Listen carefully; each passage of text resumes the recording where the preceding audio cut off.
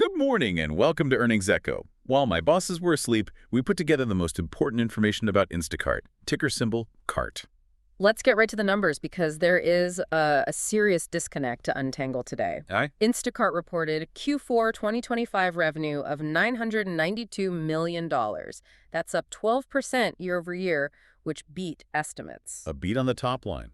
Good start. A good start, but the headline, GAAP earnings per share, well, that came in at just 30 cents. 30 cents. The consensus was looking for $52. That's a huge miss by any standard. It is. And yet, despite that, the stock jumped 15, even 16% right after the announcement. That is the definition of disconnect. A miss of that magnitude usually tanks a stock.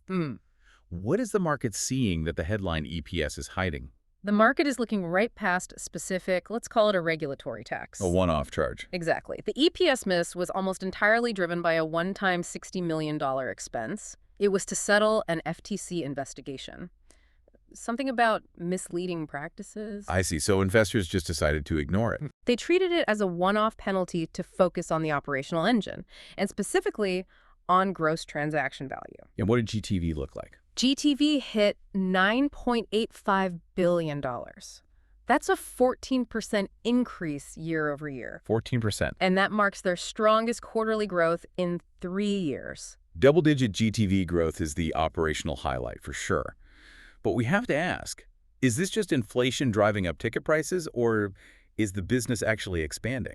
That's the key question. And this is a volume story, not just a pricing one. Really? Yes. Orders grew 16% to nearly 90 million.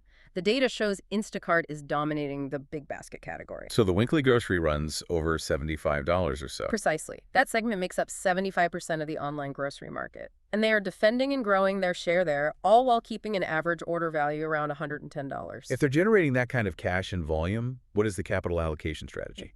They are buying themselves. Aggressively. How aggressively are we talking? In Q4 alone, they repurchased $1.1 billion in shares. $1.1 billion.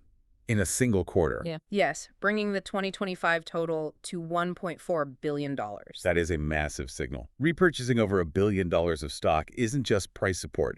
It suggests management views the company as significantly undervalued. It signals high conviction. And what's more, this is all being supported by their diversification into high-margin advertising. Right. The ad business, how's that doing? Ad revenue grew 10% year over year to $294 million. It proves the model isn't just dependent on delivery fees. Shifting to the earnings call, how would you characterize management's tone regarding the future? CEO Chris Rogers was very direct. He described this as a, quote, moment to accelerate. A moment to accelerate. Okay. And interestingly, they also announced a change in investor communications. Instacart is stopping its quarterly shareholder letters. Copying them completely. They're moving to annual letters only, starting in Q1 2026. That feels like a strategic shift. It implies they want investors to stop obsessing over the 90-day cycle and focus on the long-term horizon. Did the guidance align with that? Yes, it did. The outlook for Q1 2026 is bullish. What are the numbers? They projected GTV growth between 11% and 13%, and adjusted EBITDA between $280 and $290 million. So, continued strong growth expected. Yes, and they expect GTV growth to actually outpace order growth as they lap some incentives from last year.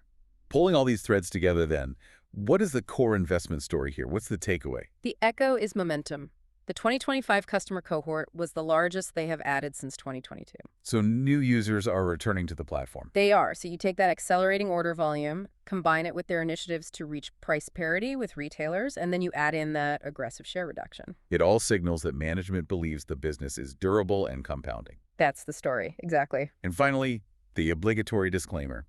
All content in Earnings Echo is AI-generated information and does not constitute investment advice. Investing involves risks. We assume no liability for your investment decisions. Do your own research before taking action. Numbers checked, portfolio prepped. Catch you again soon.